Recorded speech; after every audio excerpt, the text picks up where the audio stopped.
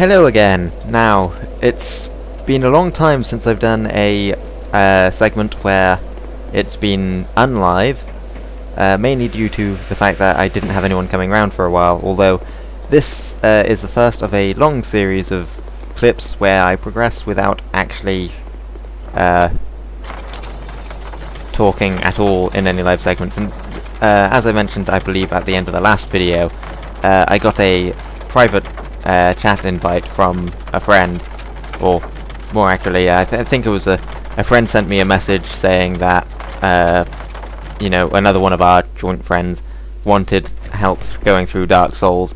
So we basically went on to private chat and more or less spent ages talking about the game, what we'd found, what we'd missed, and sort of sharing the cooperative experience between the two of us. So, while still being solo technically. So that's led to an interesting scenario, mainly because first off, I wasn't doing it live because it would have been a conversation between me and him, and whilst I can record using I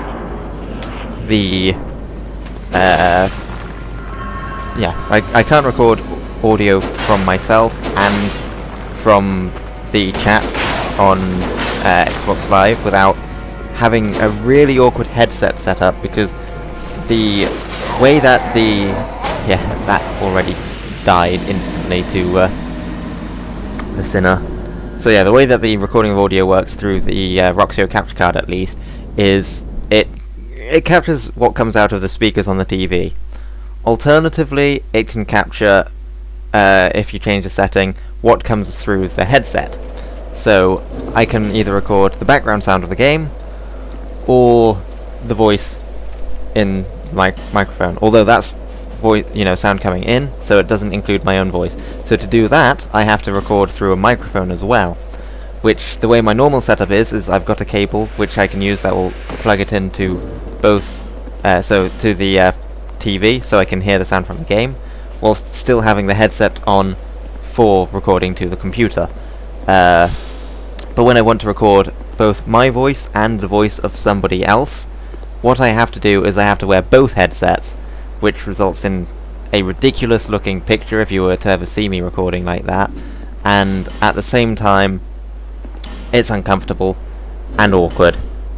So the best way was just to not record it at all and to go through like this.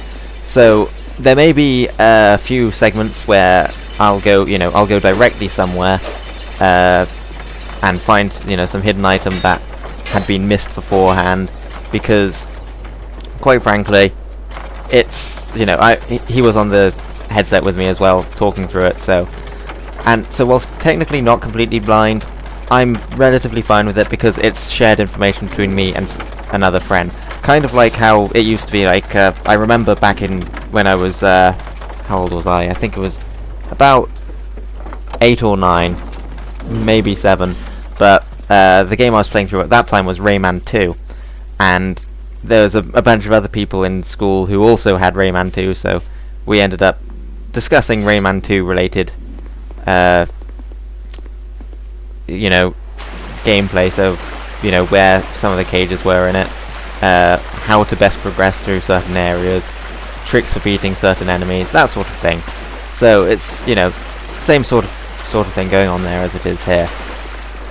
It did go on for significantly longer than I thought it would, and as a result it's made quite a bit of this playthrough actually unlive in comparison to what I originally was planning. So if I look here right now, there's 16 parts.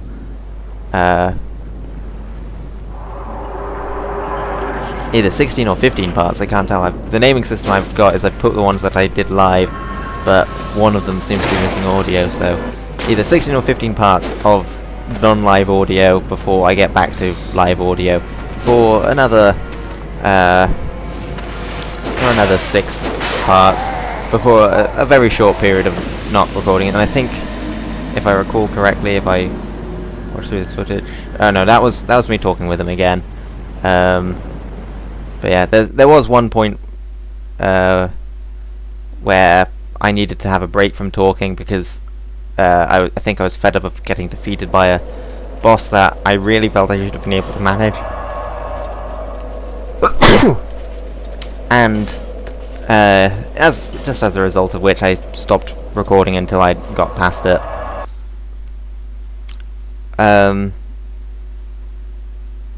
Yeah. The next bit to talk about is just so here we go. I went back to the Forest of Fallen Giants. This is because somebody mentioned to me, my friend mentioned to me the Ring of Restoration, and he said that it was somewhere around this area. And as I found out, it was in one of the chests that I broke right at the start, so I just got rubbish and I didn't even realise it. So yeah, that was disappointing. I also think I checked some of the other areas. Oh yes, the other thing was the Drang Lake set, which I'd managed to miss. So if you know where it is, you'll know exactly where I'm going. If not, you'll see very shortly. So and I thought it would be quite useful because dealing with enemies with the amount of health I had and also the amount of damage they did, having 100% block shield I thought would have been the most useful thing, and the Drang Lake shield's a shield that performs that role.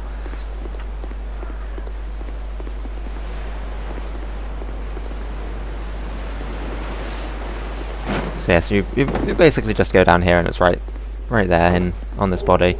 Everything except the helmet, which you get later on. You'll see that in the playthrough. So,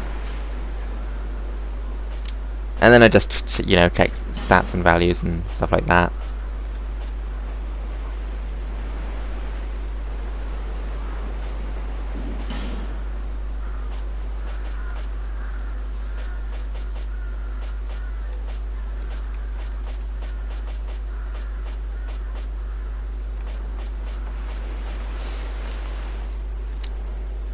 Yeah, getting just a little feel for what it looked like, although I do believe it's mostly too heavy for me to really go with. Plus I prefer my coat.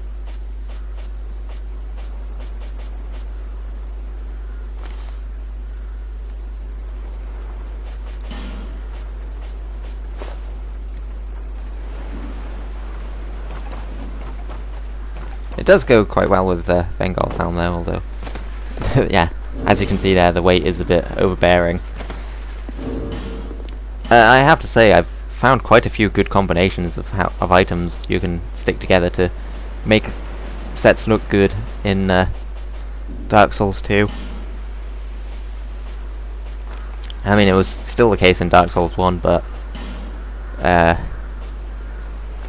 don't know. I just feel like there seems to be a bit more going together. So here was me just doing some weight tests because I noticed that at exactly 100% you weren't over encumbered, and it was actually more around the 110% mark where you could no longer roll.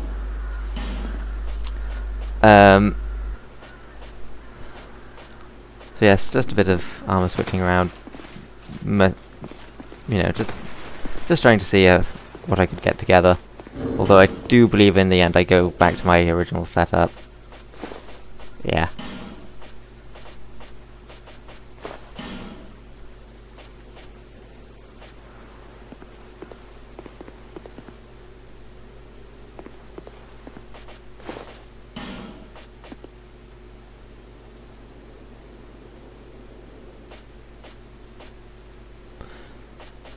Yeah, some of these screens like this I think were also just because we're discussing items a lot as well, so there were cases where I just noticed having my red tearstone ring on there, remembering how it worked in Dark Souls 1, but the damage increase isn't as good as it was in Dark Souls 1, but at least it triggers earlier, which is the point. But yeah, so moments like this are generally comparing weapons, since I think we were talking about what weapons we were using, what our favourite weapons were, and interesting things we'd found. So the sword he was mainly using was the Drang Lake great sword. So I gave it a swing, see how it was, and it's basic moveset that I'd first seen on the Royal Greatsword. So that was why I initially thought of it. Gave it as a little bit of a swing around against enemies to see how it felt. Although I do heavily prefer the. I knew you'd be back. Yeah, I did heavily prefer the. Take these. What's it called? Oh yes. Also found out that if you paid enough souls, you could get the Countess Silver +1 from Valencia. So I want to get that. Oh, we get as strangers these days. Everybody's gone and run off. Dranglake's been a pile of rubble since the war, thought long, long ago. And the giants crossed the sea. I also never went through her dialogue initially, Like so that's what I'm doing here. Never end. Poor folk like myself have nary a place to sleep. That's why I keep all me things right with me. You may travel light, but methinks you bear a burden of your own.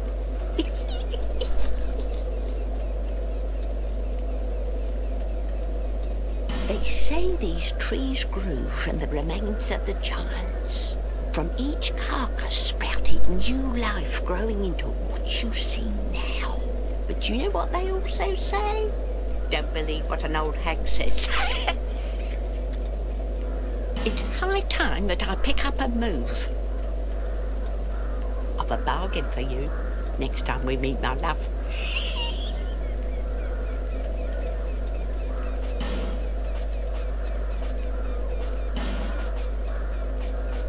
So yes, off she pops after this.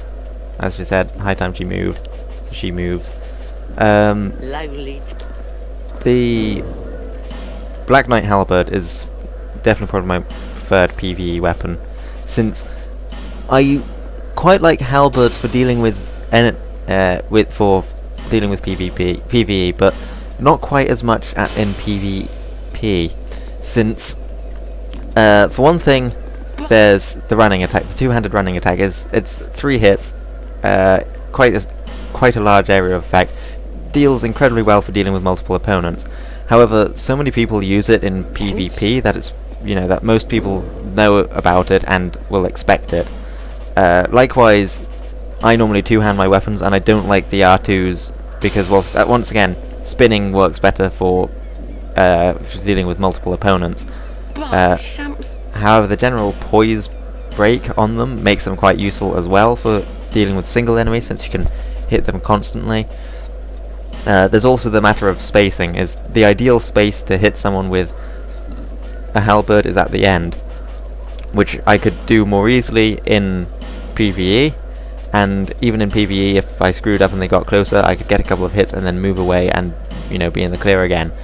But in PvP, it's a bit more awkward to have to set that up, since people are rolling around. You've got to take the hits you can, whether they're close or farther away. Once again, normally two-handing it, so I can't, my move arsenal's relatively limited, since I have either, my R1s or a roll into an R1 and then a jump attack, and apart from that, it's spinning attacks, which just leave you so open. It's like, one match I had in PvP, prior to recording this, I was able to deal with someone who had a halberd using nothing but throwing knives, because every time they'd spin, they do their spin attack, and you just stand back out of range, throw a couple of knives at them. If they stunned him, you could get into a follow-up attack. If it didn't, you threw another one. So, but yeah, so I prefer, but for halberds in PvE, they work quite well. So, however, the shield definitely was worthwhile for an early shield. It's a bit heavy for my liking, and really, I've noticed. I mean, even in Dark Souls, I barely used a shield. Even when I had the plank shield on all of my characters after a certain point, I very rarely used it actually for blocking. I'd use it for parrying, I'd use it for, you know, having it there, but actually using it, it's something I don't really do, because I just prefer dodging to rolling in general, because when you dodge something, you use up a small amount of stamina, you get out of the way. You don't get hit, you don't take damage. If you screw it up, you take extra damage, but ultimately you're safer, and you can normally get yourself into a good position to either backstab someone or counter attack them. You know, sort of thing there. Missed a plunging attack and managed to get completely destroyed by those two hollows. All in a day's work.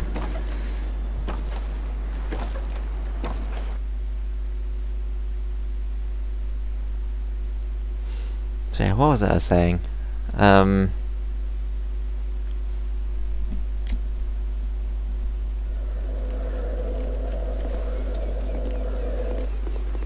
I can't remember what I was saying now. I lost my train of thought.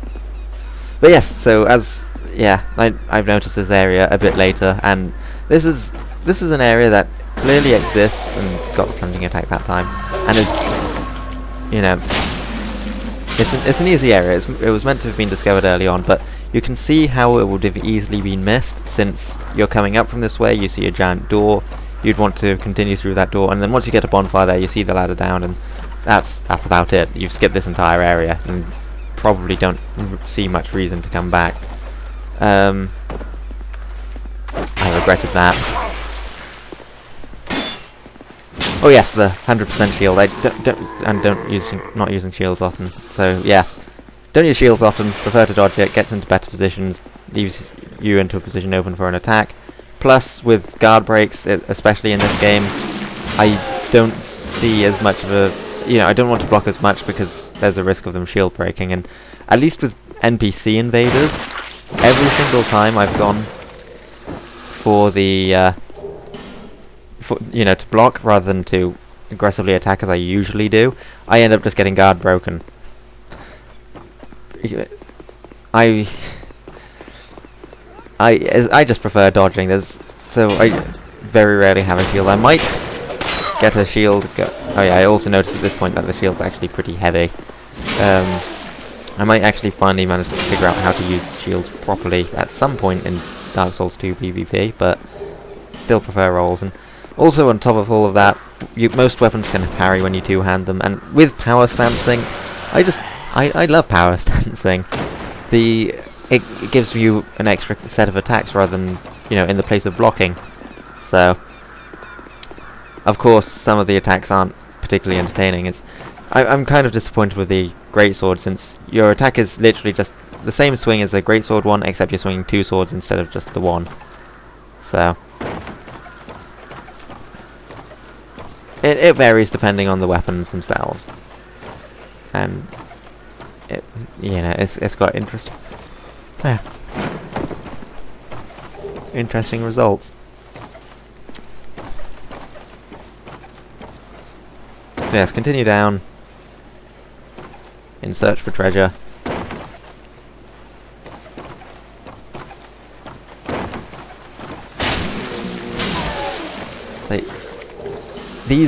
When I came back here, I didn't expect any trouble from these enemies, and whilst yes, they're still really easy to kill and don't deal much damage, as you saw in that first instance when I was just going and considering them pests, it got me killed.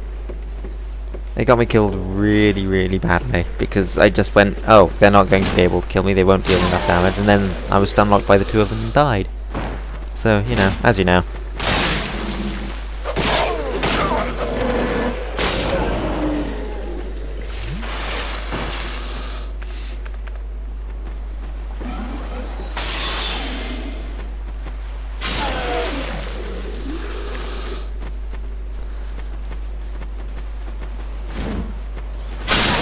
I'm wondering what causes curse around here, though, because those statues normally are, the result of, being petrified. It was cursed in Dark Souls.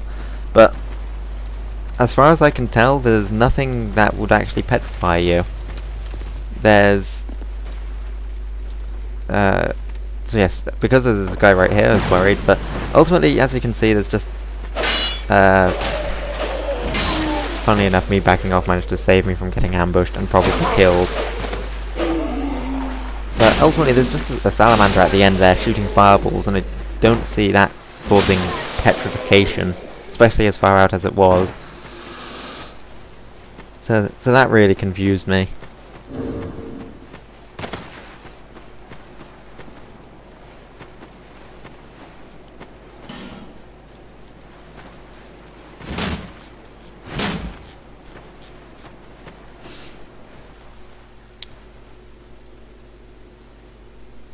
Keep checking my back because I'm expecting ambushes. It's Dark Souls after all. They'll ambush you if you're not careful at every possible turn. So with that out of the way, I now venture on into the depths of this place. This small cavern with some fiery salamander at the end. I was initially worried that I'd take damage because of the fire on the ground, but that's fortunately safe. Pulling out my staff, as you can see, to try and engage in ranged battle.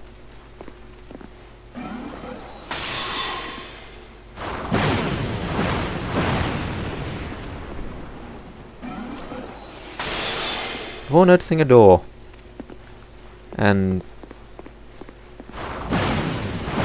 so I figure to ignore this guy and just, go for the door, as you do.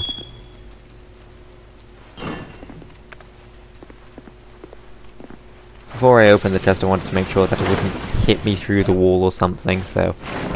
however, my worries were unfounded, and I got the fire longsword. Not that I ever used it.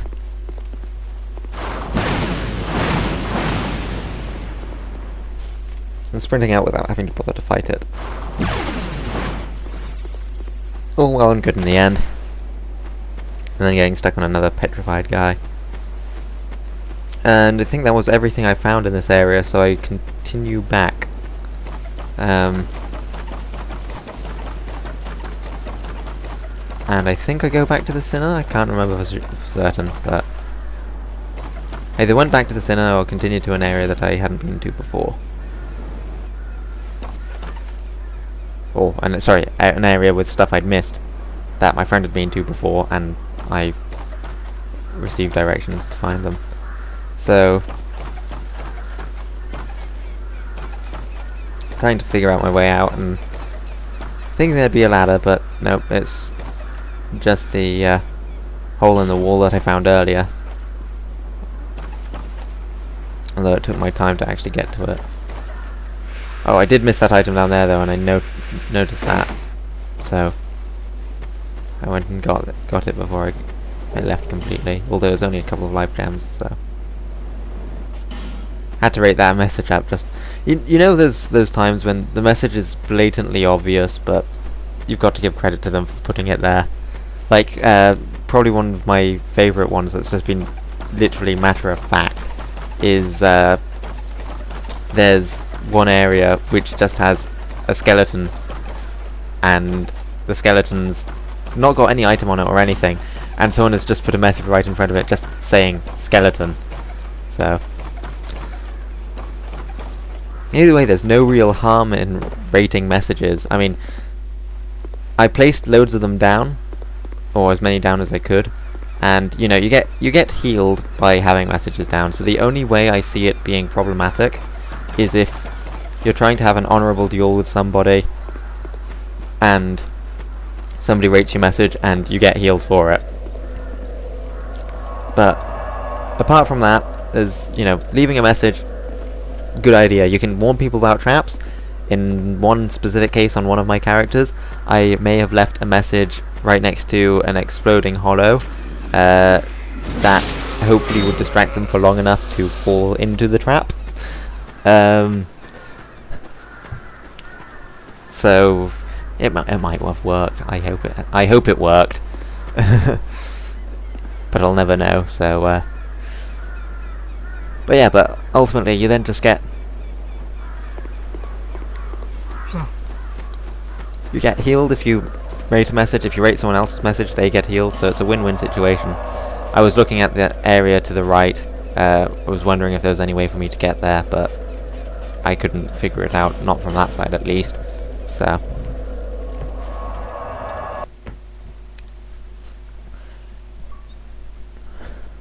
Ah yes, and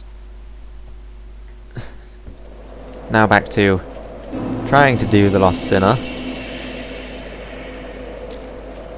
I think at this point I may stop recording audio and cut down the clips a bit, because if I recall correctly, every single run from here on out is just me sprinting through to the Sinner. Not fighting anything, just going from one end to the other. So, I don't think there's any point in you watching the journey of me going from a bonfire down a couple of flights of stairs, down an elevator, sprinting through water to fight a boss to then die in about 5 seconds. So I'll let this one go through to the end, since I'm already recording on it, and then I'll just cut down all of the transition time, unless of course something happens during transition, which I don't think it ever does. This area is really easy to sprint through once you've got a gate open, because as soon as you've got a gate open, you know, you can go from one end to the other without getting hit. And I'm pretty sure that's the same case even in NG+. Since in NG+, there's a couple more enemies, but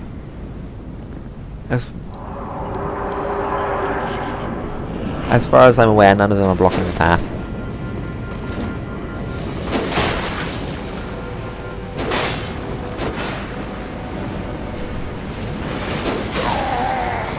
Yeah, it's so funny watching these clips back after finishing the game. I think I've finished the game 5-6 times now.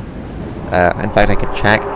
I've completed the game without dying and without resting at bonfires to get the illusory rings, as well as completing a couple of other characters ready for PvP. So it's just funny watching it back and seeing how badly I sucked at fighting that boss. Whilst now I can deal with him without any... or her, as it is. My friend and I had a massive debate over this in one of the later parts about whether they were male or female, because people kept telling us they were female. It looked male, so we were going as male. What's there to prove that it's female? And then we eventually found out that on the soul and sword and armor descriptions it mentions that the Sinner is a her, as a her. So okay, let's see. So yes, character 1 NG+, that's 2, 3, 4, 5, 6. So yeah, completed the game 6 times. So it's just funny watching the Sinner now.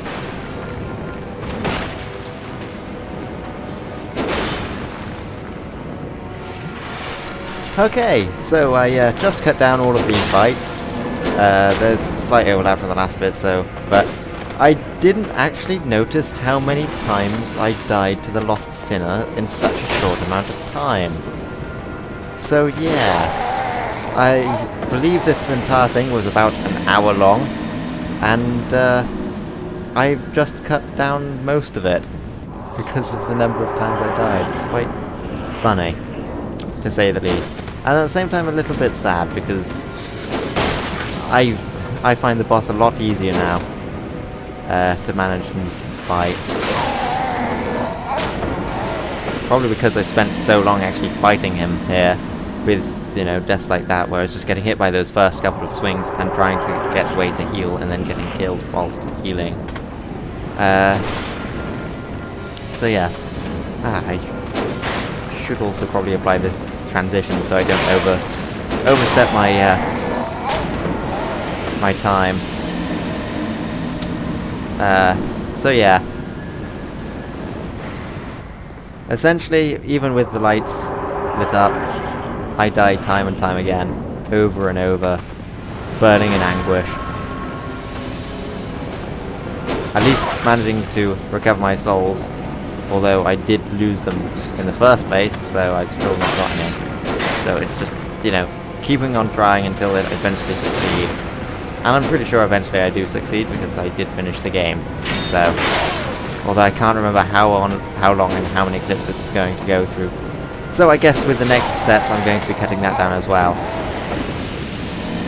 So then, in the interest of not being sure how long it will have left, and once I've applied the transitions to cut down, to prevent the awkward pauses in between, I shall see you in the next video, and enjoy watching me die horribly time and time again to one single boss.